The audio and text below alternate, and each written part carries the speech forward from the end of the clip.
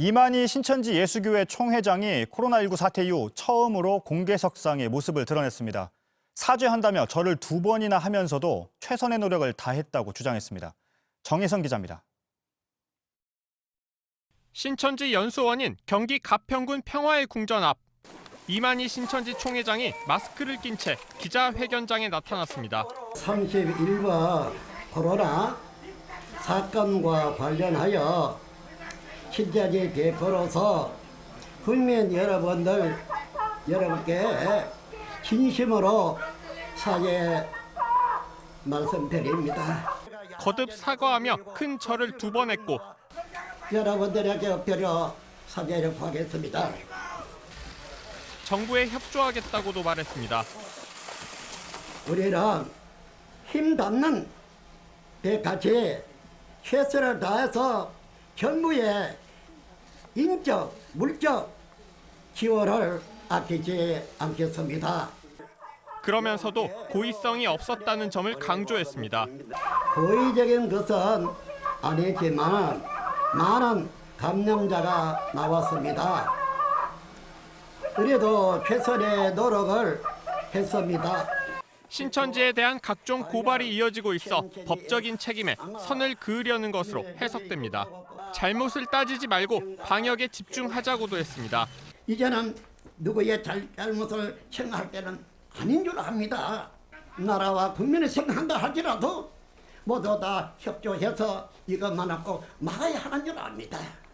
기자들의 질문에도 적극적으로 답했습니다. 언제 이곳에 오셨고 그동안 계속 계셨는지요? 이 사람은 학문제 가만히 있을 수가 없습니다. 왔다 갔다 일을 봐야 되는데 학문제 그런 가만히 있을 만한 그런 발자가 못 돼요. 하지만 자가 격리 생활을 한 것으로 알려진 것과 다른 답이 나오자 신천지 직원이 더는 답하지 못하게 말렸고 이 총회장은 연수원 안으로 다시 들어갔습니다. JTBC 정혜성입니다. 오늘 기자회견장에는 신천지 피해자라고 밝힌 사람들도 찾아와서 이만희 총회장을 거세게 비판했습니다. 이만희 총회장은 질문을 하려는 취재진에게 호통을 치는가 하면 항의를 받으며 퇴장하는 중에도 엄지를 치켜세웠습니다. 홍지용 기자입니다. 이만희 총회장이 나타나자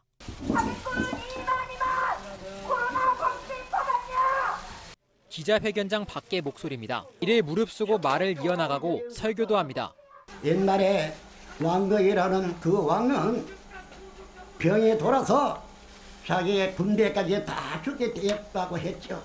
이 왕거이에 가서 무릎을 꿇고 그 대적의 왕에게 절을 하고 그 병을 고치기 위해서 약을 구해와서 박근혜 전 대통령의 이름이 적힌 시계를 차고 큰절을 합니다. 실제로 당시 청와대에서 받은 것인지는 확인되지 않았습니다. 질문이 시작되자 옆에 있던 서무가 귓속말로 일일이 지도합니다. 정말 보내면 영생 불사한다고 생각하십니까? 답변 안 하셔도 돼요. 하지 않겠습니다. 그거 질문 아니에요. 안 하셔도 돼요. 말을 끊고 고치기도 합니다. 27일 날 왔습니다. 그리고 또 17일 날이요. 네, 이것으로 총회장님 취재진이 질문을 더 하려고 하자 호통을 칩니다. 이러면 조용하고 질서가 없으면 만장날개서 안 됩니다.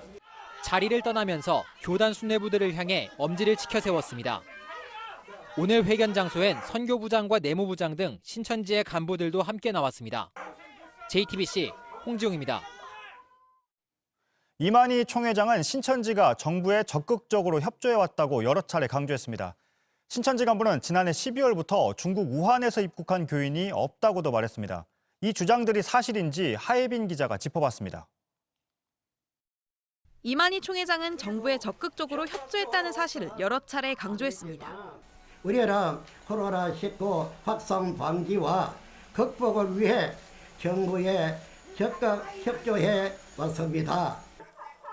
신천지 간부는 명단 제출에 문제가 없고 교회와 유관기관도 빠짐없이 공개했다고 주장했습니다. 과연 그럴까? 지자체 조사에서 신천지 측이 공개하지 않았던 모임 장소가 지속적으로 발견되고 있습니다. 경기도가 파악한 신천지 신도의 모임 장소는 오늘 오전을 기준으로 총 62곳입니다.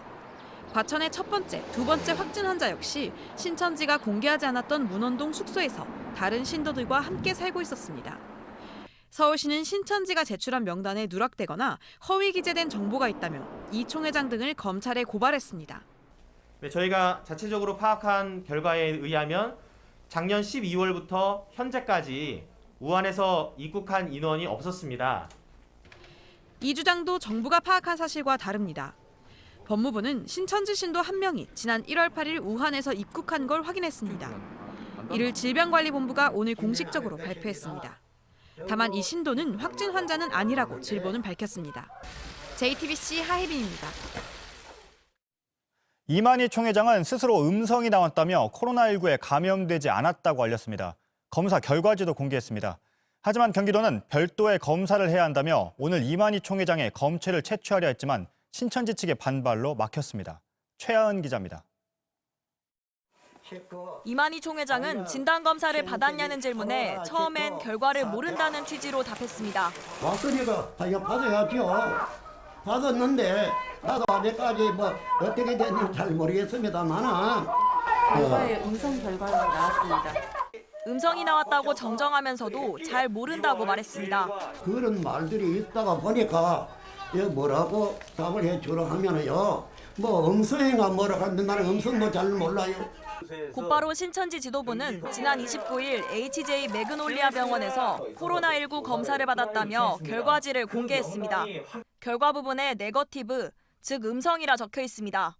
이 병원은 가평군 내 선별진료소로 지정된 곳입니다.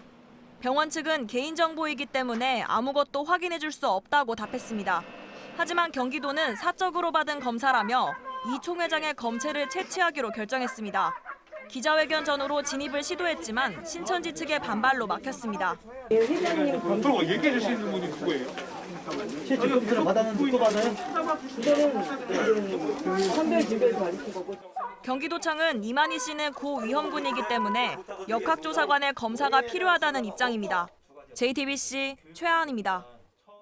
경북 경산에선 확진 판정을 받은 시청 공무원이 지난 1월 중국을 다녀온 게 드러났습니다. 그런데 시청 측은 이 사실을 보름 전에 확인하고도 보건당국에 알리지 않은 것으로 파악됐습니다. 이 공무원은 신천지 신도인데 부인도 확진 판정을 받았습니다. 강신우 기자입니다. 경산시청 7급 공무원 49살 강모 씨는 지난달 17일 발열과 오한 증세가 나타났습니다. 이틀 후 코로나19 확진 판정을 받았습니다. 강 씨와 접촉한 경산시의회 의장과 부시장 등 40여 명이 자가격리됐습니다. 그런데 강 씨의 동선을 추적해보니 지난 1월 중국 상하이를 다녀온 게 확인됐습니다. 대구 경북 지역에서 중국 여행력이 확인된 확진자는 강 씨가 처음입니다. 검사하고 치료한 게 너무나 많고요. 고열이 많다 보니까 제 계속 40배 이상 이렇게 나왔어요. 강 씨는 신천지 교회 신도였습니다. 강 씨가 다녀온 상하이는 신천지 교회가 많은 곳으로 확진자만 337명에 이릅니다. 아내 역시 신천지 신도로 함께 확진 판정을 받았습니다. 이런 사정을 종합하면 강 씨의 감염 경로 추적은 정확하고 빠르게 이루어져야 합니다. 하지만 보건당국은 지금도 강 씨가 중국을 다녀온 사실조차 모르고 있습니다. 경산시가 강 씨의 동선을 알리지 않은 겁니다. 강 씨가 대구 시민이어서 공개 대상이 아니란 겁니다. 경산시가 대구시에 통보를 해서라도 강 씨의 동선이 공개됐어야 한다는 지적이 나옵니다. JTBC 강신우입니다. 네, 이 시각 신천지 가평연수원의 모습을 잠시 보시겠습니다. 오늘 오후에 이만희 총회장이 기자회견을 했던 장소인데요.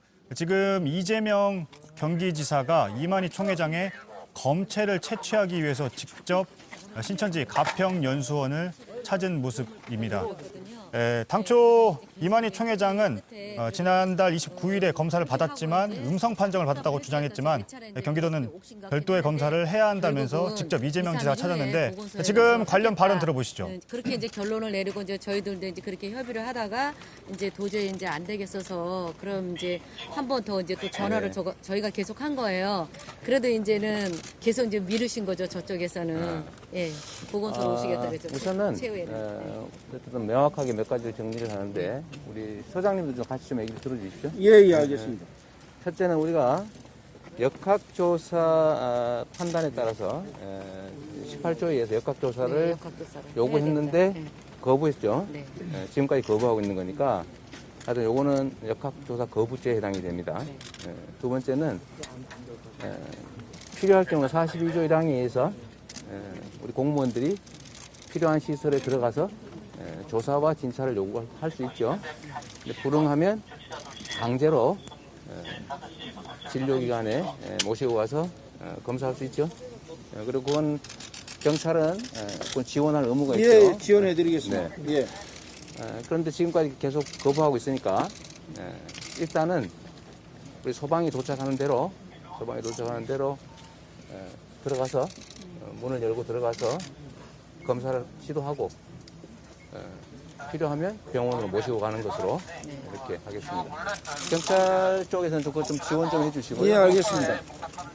그 상황을 봐서 좀 판단해 봐야겠는데 하여튼 현재도 이거 거부하는 것이 범죄 행위이기 때문에 체포를 우리가 할지 현행범으로 아니면 경찰에 의뢰를 할지는 좀 상황을 봐서 판단하겠습니다. 예, 알겠습니다. 그러면은 여기 일단은 여기 관리자 누가 있나요? 여기 혹시 있어요? 신천지 측의 관리자.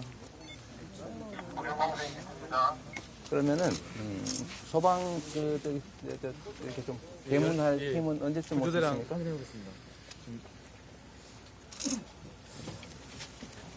경찰은 그런 장비가 없죠?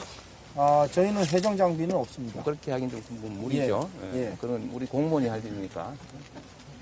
근데 지금 뭐 보건소로 가겠다 뭐 이렇게 지금 자꾸 연락이 오고 있어요. 보건소로 간다고? 여기서 하면 더 쉬운데 왜 보건소로 가시죠? 계속 저희가 권면을 했는데 그래도 2, 3일에 보건소로 가겠다. 계속 그 말씀만 하셨던 중입니다.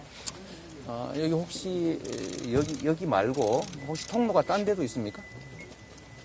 통로는 저쪽에 보트장이 있는데 저희가 확인한 바는 보트장 지금 올라가 있고 신천지 가평연수원 앞을 찾은 이재명 경기지사의 모습을 보고 계시는데요.